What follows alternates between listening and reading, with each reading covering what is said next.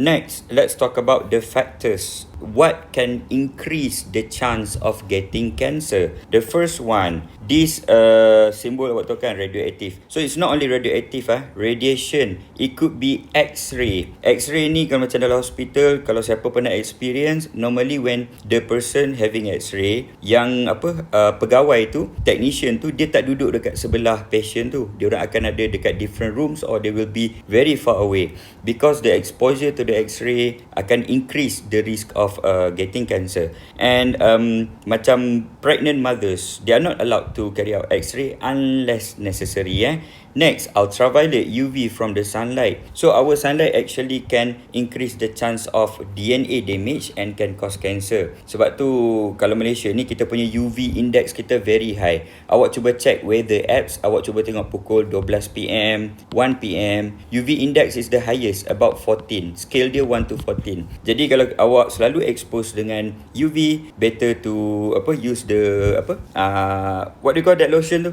Sunquick ke sunscreen, whatever lah, to protect yourself. Make sure it is at least SPF 30 if I'm not mistaken, untuk Malaysia punya safe SPF. SPF ni for UV protection. Next, radioactive radiation. Ini applicable for those yang handle X-ray. X-ray tu produce from radioactive substance, and then also those yang bekerja dekat benda-benda berkaitan dengan radioaktif lah. Okay, next, other factor selain radiation, this is more like physical factor kan. Yang ni adalah chemical factor. Okay, bahan kimia such as carcinogens. What does it mean by carcinogen? Carcinogen means chemicals that can cause DNA change or damage or mutation which can lead to cancer. Or in a simpler words, chemicals that can cause cancer lah. Jadi chemicals contohnya seperti tar. Tar tu bukan tar jalan, no. Tar is the burnt substance in the cigar. Jadi kan orang yang isap rokok tu dia akan isap apa benda yang telah dibakar tu kan, masuk ke lungs. That's what we call tar lah. Dia melekat dekat kita punya lungs, it can cause a cancer. Formaldehyde and benzene, ini normally ada dekat dalam produk-produk kat rumah kita such as plastik semua tu. That's why it is very dangerous to burn plastik and our inhale asap dari plastik tu. It can cause like cancer semua ni lah. Okay, and the last factor is genetic factor. So genetic factor maksud dia awak inherit benda tu. Sorry, yang ni belum lagi, microorganism tu belum. So genetic factor ni macam yang saya cerita tu, Angelina Jolie, dia punya mak Angelina Jolie died of ovarian cancer and breast cancer. That means mak dia ada inherit the genes that can cause cancer tu daripada mak dia juga, which is nenek Angelina lah. So Angelina Jolie, dia belum ada cancer, tapi dia pergi buat screening to test whether dia ada inherit ke tidak the cancer tu. So the gene is called BRCA. Dia ada dua jenis lah, BRCA1 dengan BRCA2, breast cancer. Jadi normal genes is called BRCA. Yang ni sebenarnya genes yang baik tau. BRCA genes ni dia tolong halang pembentukan kanser.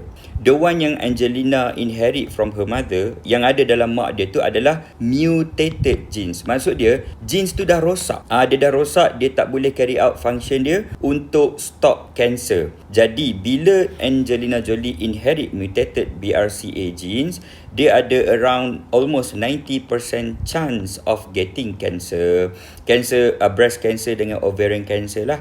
So that's why dia undergo double mastectomy. Dia remove both breast tissue dia. So dia berjaya reduce the risk of cancer tu. And benda ni kita panggil Jolie effects tau, because lepas dia buat benda ni, dia beritahu dekat media, so dia bagi awareness kepada many women out there untuk pergi buat screening and pergi buat preventative operation tu lah. So if you have a family history of breast cancer and ovarian cancer, I would say it's good to go and do screening test untuk BRCA genes tu. Alright, moving on. Next, last sekali adalah microorganism such as bacteria and virus. Contoh, dekat Malaysia kita ada bagi dekat female student HPV vaccine kan. H human P papilloma V virus. So human papilloma virus, it can cause cervical cancer of the cervix. Jadi kenapa kita bagi dekat female je? Sebab female je yang ada cervix kan. This one, the virus kalau dia masuk dalam lelaki, dia simply can cause wart ataupun ketuat. Macam tu je. Dia tak danger sampai boleh menyebabkan kanser. So HPV ni dia normally disebarkan melalui sexual activities lah. Alright, jadi begitulah faktor yang meningkatkan chance of getting cancer.